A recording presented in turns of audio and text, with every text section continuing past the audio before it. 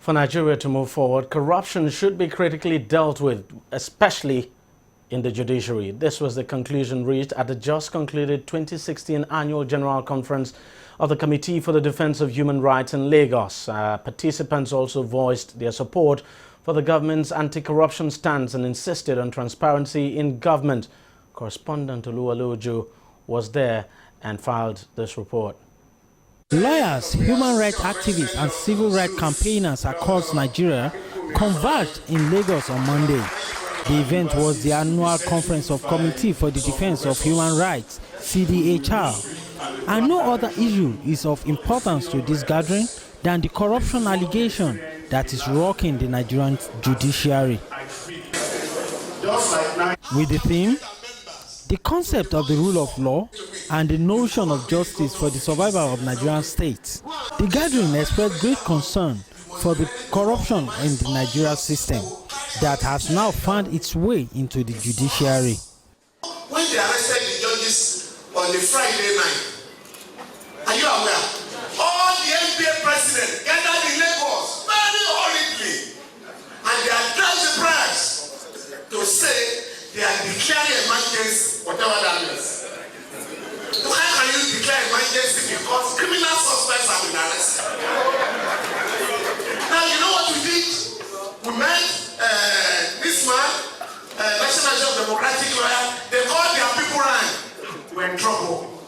If we allow these senior lawyers to take control of this intervention in our country, we'll be in trouble. And so progressive lawyers started intervening. In my own case, I told these people, I said, they are not defending the judges, they are defending themselves. And that the Nigerian Bar Association knows all corrupt lawyers and judges in Nigeria. Okay, now nobody has challenged you.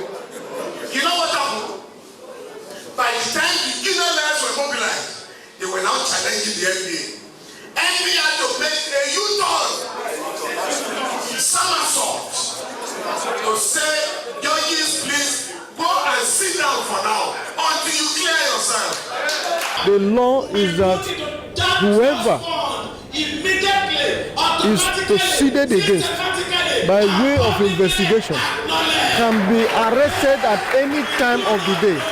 Section 148 of the Administration of Criminal Justice Act 2015. The same Administration of Criminal Justice Act under Section 12, subsection 1 to 5, is to the effect that if there is any resistance in the course of that arrest, such a building or premises can be pulled down from the entering point.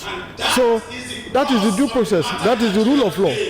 At any rate, under Section 308 of the Constitution, which is the supreme law of the country, the judges, like any other Nigeria, is not immune from prosecution and investigation. A judge that subverts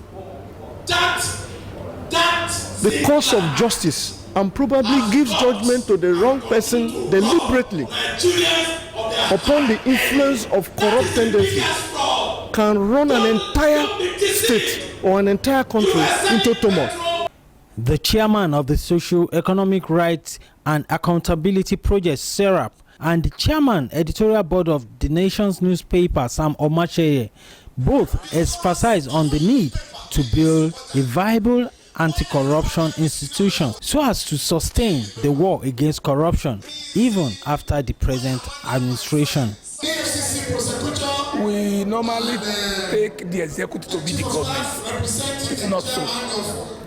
There are three arms of government: the legislature, the executive, and the judiciary. Wherever there is corruption, let the established bodies in charge of corruption matter take it all. EFCC is there, ICP is there, Nigerian police is there. It is because they delay in taking action. That is why we look towards Buhari. That should not be the case, because we should be building institutions, not relying on the goodwill or the body language of an individual. Are you saying if Buhari dies today, are you saying the corruption war should die? But if we build this, let our institution work as they should work, then we won't have any problem. We cannot say they have done well or they have done badly. We just want to know how they are going to end it. They have not started convicting everybody. They have not been ultimately transparent in letting us know all of the information. You've taken money from these people who don't know how much you have taken from them. They are going to borrow 29 billion. Okay, how much have you recovered? I am going to challenge the CDHR. So the issue of corruption is still many-sided and it's still unclear. At the end of the conference, participants agreed that civil societies and Nigerians should support the fight against corruption and insist on transparency in government. Oluwole Ojo, TV 360 News.